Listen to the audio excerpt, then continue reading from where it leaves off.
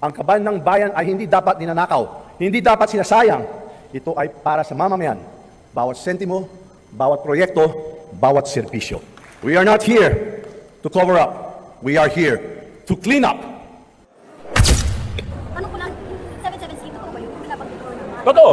Di ba? Pag sumama ka sa Bagong Pilipinas Servicio Fair, totoo yun. Ano nasabi? Alam ko eh. Nabigyan ako nung pumunta ako eh. O ngayon, kung sinong congressman ang makikipagtalo na hindi totoo, pakitaan tayo na cellphone. Samantala, itinanggi naman ni Senate President Cheese Escudero na kumita siya sa 2025 national budget, partikular sa pondo para sa Sorsogon. May lumabas kasing ulat mula sa website na politiko na nagpasok umano si Escudero ng mahigit 140 billion pesos sa 6.352 trillion na national budget sa ilalim ng 2025 General Appropriations Act. Narito ang Balitang Pinoy TV.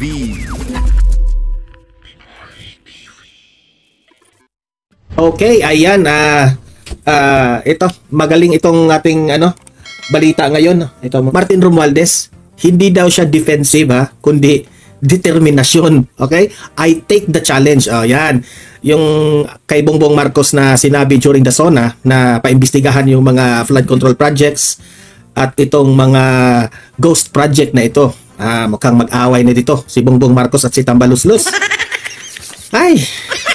May feeling ako may kutob ako merong malaking away ngayong 2025. Merong malaking away.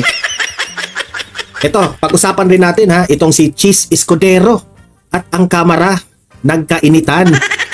Okay?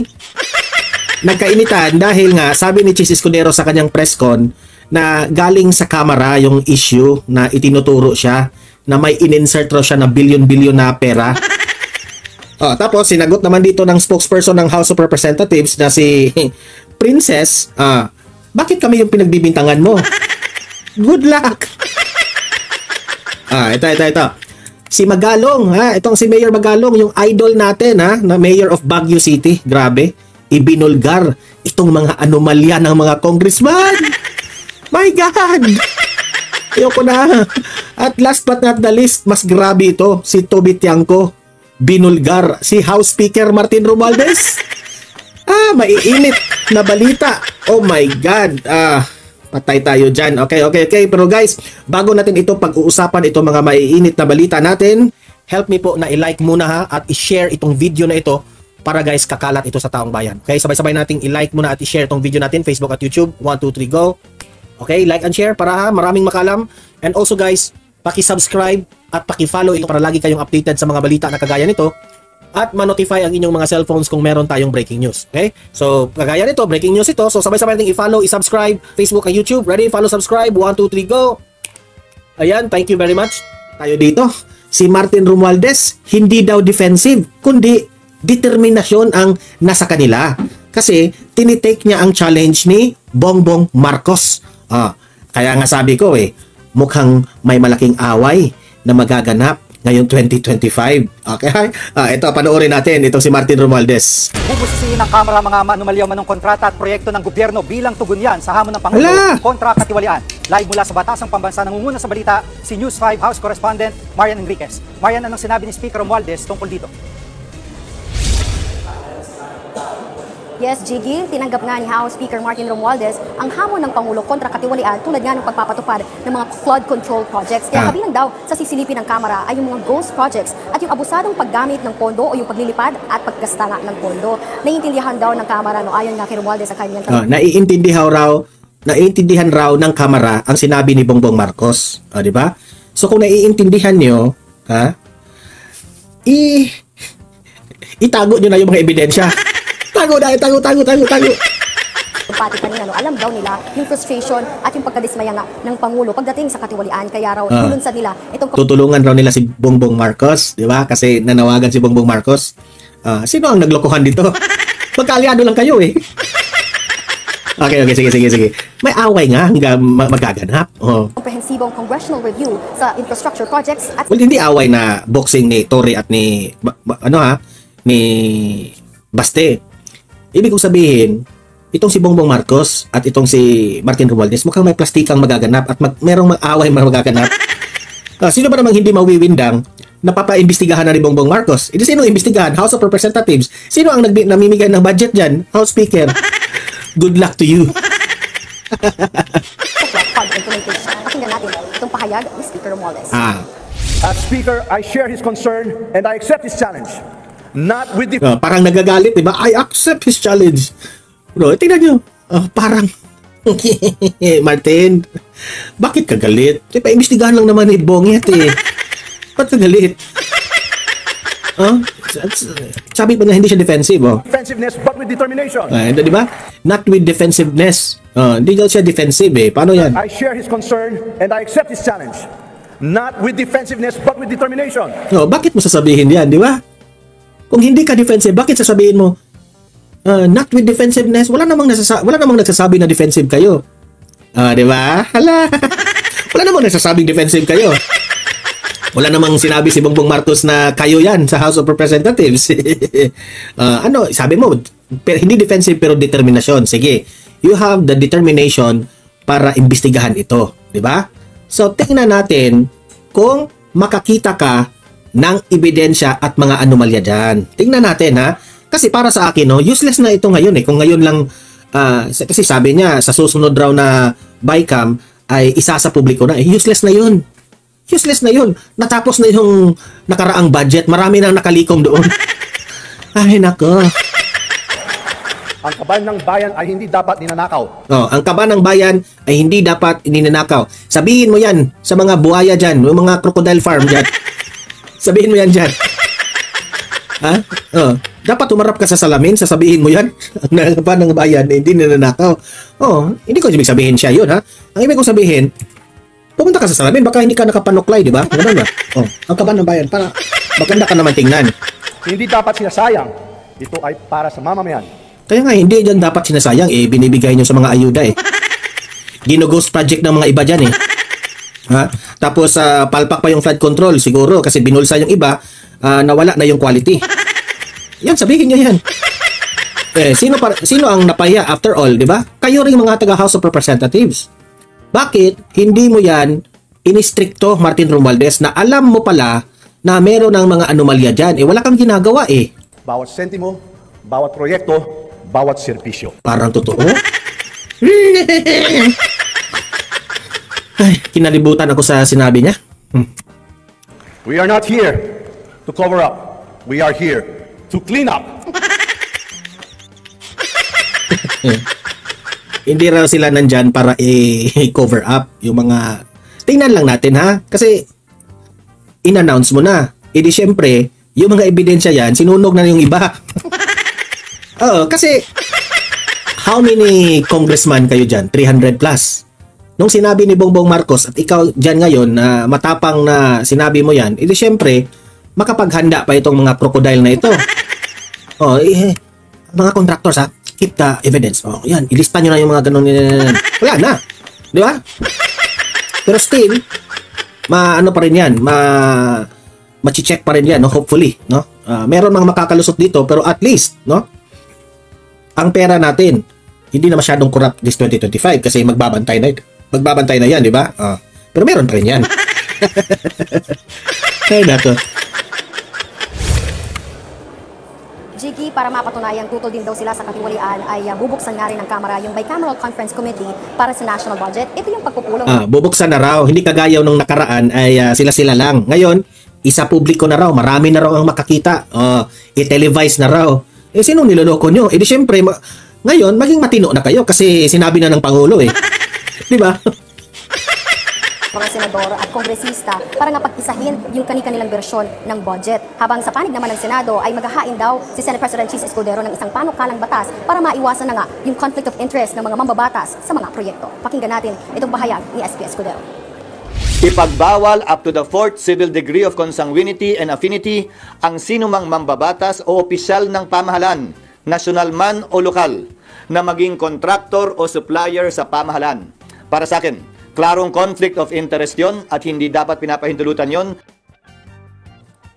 At Marian, may sinabi si Baguio City Mayor Benjamin Magalong na sangkot daw mga kongresista sa mga anomalya. Ito yung sabi ni Magalong, idol natin. Projects. Bakit ito nasabi ni Mayor Magalong? Jiggy, ayon nga kay Mayor Magalong, mga kongresista raw yung pipili ng mga district engineers at mga regional directors sa kanilang mga nasasakupan. Dagdag pa nga niya, posible raw na nakikipagsabwatan yung ilang mga mambabatas para makakuha ng kickback sa mga proyektong ito. Pinuna rin ni Mayor Magalong yung pagpalakpak ng mga kongresista sa SONA ng Pangulo. Pakinggan natin itong kanyang pahayag. Very glaring ho yung palakpakan, sigawan, howling sa mga mambabatas. Then ho, sila naman ho yung involved dyan. No, Sila diba? naman ho yung mga pasimuno dyan sa mga kalokohan na yan. Pero tignan nyo ho, parang inosente pa sila. Callousness. Manhid. Na balljack sila doon ni Magalong eh.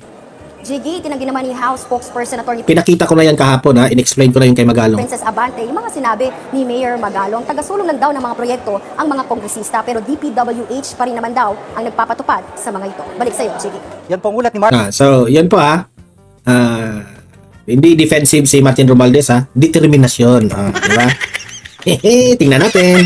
Ito, bakit nagkainitan itong si Cheese Escudero at ang House of Representatives? Ito, panoorin natin. Isa sa publiko na ang Bicameral Conference Committee ng National Budget para daw iwas korupsyon. Kasunod yan ang utos ng Pangulo na pananagutin ng mga nangungulimbat sa pondo ng bayan. Dinagin naman ni Senator Cheese Escudero ang ulat na may siningit daw siyang 140 billion pesos sa 2025 budget. Nasa frontline balitang yan si Marian Enriquez. We will open the bicameral conference to civil society observers. Following the President's lead, this is indeed a historic first. Nangako si House Speaker Martin Romualdez na bubuksan na sa publiko ang Bicameral Conference Committee. Useless na. Tapos na yung ginawa nyo sa GAA. Dami ng reklamo yung Pilipino. Yun dapat sana imbestigahan nyo ngayon. Siyempre, mag-iingat na kayo. Para sa National Budget, ang BICAM Conference Committee ang pagpupulong ng mga kinatawan ng Senado at Kamara para pag-isahin ang magkakaibang problema. Mamaya ha, hintay kayo. May explanation ako dito ng kabuuhan nitong pangyayaring ito ha. Sa kanilang mga bersyon, layunin daw ng hakbang na mas maging tapat sa publiko ang deliberasyon sa budget. Hindi lang natin bubuksan ang Kongreso para sa mga mamamayan at magbabantay ng budget. Mapapanood din nila ang lahat. Kada sigaw ni Martin Romualdez, tatayo talaga yung mga congressman, di ba? Kasi hindi ka tatayo, wala kang budget. Diskusyon sa Wala naman ganun, pero ano ko lang yun ha. Tatayo talaga sila kasi yun ang nagbigay ng budget sa kanila eh. at sa mga social media platforms. Grabe. Wow!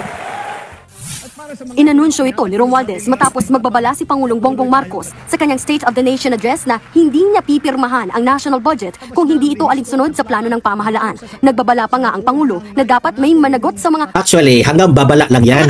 Wala namang natatakot sa kanya. kumukulimbat sa pondo ng bayan. Walang natatakot dito. Unless kung si Duterte ang nagsabi nito. Nanginginig lahat. Pero ito, nananakot si Bongbong Marcos. Wala nang maniniwala dyan. Pagtatawanan lang yan ng mga for the boys. Yung mga for the boys dyan. Yung mga house of... Pagtatawanan ng mga ano yan. Mga kongresista dyan. At para mapatunayang tutol din ng Kamara sa katiwalian ang pagbubukas sa publiko ng BICAM Conference Committee ang kanilang gagawin. And I accept this challenge, not with defensiveness, but with determination. We will investigate ghost projects, bloated contracts, chronic underspending, and abuse of discretion in fund realignment and procurement.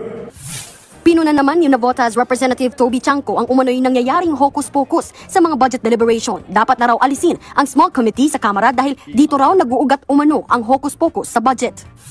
Yung small committee na yon, walang minutes yun. So ibig sabihin, kung ano yung inaprubahan on second reading, yan yung final version. So wala nang insertion doon. Di ba kasi transparent eh. Samantala, itinanggi naman ni Senate President Cheese Escudero na kumita siya sa 2025 national budget, partikular sa pondo para sa sorsogon. Kasi sabi ni Cheese Escudero, Kamara raw ang may nagpakalat na may in-insert siya para raw masiraan siya doon sa Senado. Kasi nagbotohan doon kung sino ang Senate President May lumabas kasing ulat mula sa website na Politico na nagpasok umano si Escudero ng mahigit 140 billion pesos sa 6.35 gaano kaya ito katotoo? Kasi dinay-deny ito ni Cheese Escudero trillion na national budget sa ilalim ng 2025. May CCTV footage pa sila ginawa I don't think hindi ko lang alam kung this is the real video na pumunta doon si Cheese Escudero sa House of Representatives para lang may mai-insert na budget General Appropriations Act. Ayon sa report, 142 billion ang ini-insert raw ni Escudero. Bumisita sa batasan pambansa. Yan ang tanong. Saan kayo maniniwala? Paninira ba ito o ito ay totoo? Di ba? 2 beses umano pumunta sa Batasang Pambansa si Escudero noong kasagsagan ng BICAM Conference Committee. Sagot dyan ni Cheese, Sa mga insertion ng budget, wala talaga kayong ibinulsa or meron? Wala. ayon pa sa ulat ng politiko, pinuntahan din umano ni Escudero si House Speaker Martin Romualdez para masigurong naisama sa budget ang insertion ng senador. Malamang galing din sa kanila yan. So, bawal na rin magpunta at gawin ng trabaho bilang BICAM member? Bawal bilang Senate President, tingnan kung ito yung sagot niya ha, na pumunta siya sa House of Representatives. yung staff na gumagawa ng BICAM, may insinuation agad na mali. Pero giit ni Escudero, paninira lang ito at malamang daw ay galing ito sa Kamara. Itinanggi naman ng Ito yung spokesperson ni Martin Romualdez. Kamara na sila ang may pakana ng report kay Escudero. Bakit kami? Ba't kami may kasalanan? Bakit pag may mga... Ang ingay kasi ninyo, kaya nasabihan kayong may kasalanan. Ano kaya yan katotoo? Baka may nag-utos sa kay Speaker Martin Romualdez. Hindi lang analysis lang ito. Ilatag nyo na yan, siraan nyo na yan para libre ng hindi natin alam, baka may ganun. At nababasa ni Cheese Escudero na kayo yon mga taga House of Representatives yung naninira, di ba?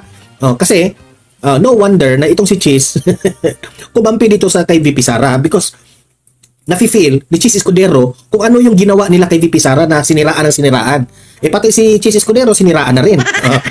Di ba? Criticism sa kanya, tinataasan niya ng kilay ang House of Representatives. Siguro mas mainam na sagutin na lang po yung tanong. Nagbabalita mula sa frontline. So, ang tanong dito ngayon, maniniwala ba kayo na may in-insert na budget itong si, may in-insert na parang, ano tawag doon? Basta insertion ang term na mga billions, 142 billion, okay? Pahabol yan para i-approve na yung budget maniniwala ba kayong ginawa yun ni Cheese? O naniniwala kayong siniraan lang si Cheese? Mag-comment kayo dyan heto, panoorin din natin itong Magalong binulgar ang mga anomalya. Hatid dito sa balita ni Ed Lingao. Ito, panoorin natin. Napakatagal na po ang usapin ng korupsyon sa mga proyekto ng gobyerno, issue na madalas iniiwasan ng mga opisyal. Pwera kay Benjamin Magalong, ang alkalde ng Baguio City. Si Magalong po ang lead convener ng Mayors for Good Governance, isang grupo ng mga alkalde na sadyang pinag-uusapan ng issue ng korupsyon. At sa interview ni Magalong sa programang Storycon ng One News, dinetali ni Magalong ang kung tawagin ay anatomy of corruption sa mga public works projects. Ayon kay Magalong, ang pinakamalaking porsyento ng mga kickback ay napupunta sa politiko. 35 to 40% daw ng project cost binubulsa ng politiko. Kumbaga, sa about 100 pisong gastos ng gobyerno sa iisang proyekto, 40 pesos ang tongpats o yung patong ng politiko. 20% advanced, 15 to 20 to follow. Sino po yung politiko? Madalas daw siyang local official at malaki ang posibilidad na siya po ay congressman. Para lang po malinaw, hindi naman po lahat. Pero bakit unang suspect agad ni Magalong ang mga nasa kongreso? Una, dahil sila ang may kakayanan na mag-identify at magpapondo ng mga proyekto na ilalagay sa taunang budget. Baka lang po natatandaan pa ninyo ang issue ng pork barrel na pinagbawal ng Korte Suprema noong taong 2012. Bawal na nga ang pork barrel pero ang uso naman ngayon ay congressional insertions ng mga projects sa taunang budget. At hindi po gaya ng pork barrel, ang mga insertion ay wala pong limit. At pangalawa, ayon kay Magalong, malaki ang kapangyarihan ng mga congressman na magrekomenda ng mga district at regional engineers sa kanilang mga jurisdiksyon. Importante po yan dahil ito ang mga mag-e-estimate ng project cost at sila rin ang magpapatupad ng proyekto. Ito pa, ang ilang opisyal ng implementing agency, gaya po halimbawa ng DPWH, may patong naman na 10 to 12%. Kaya sa porsyento pa lamang ng politiko at mga korap na opisyal, kalahati agad ng project cost nabulsa na.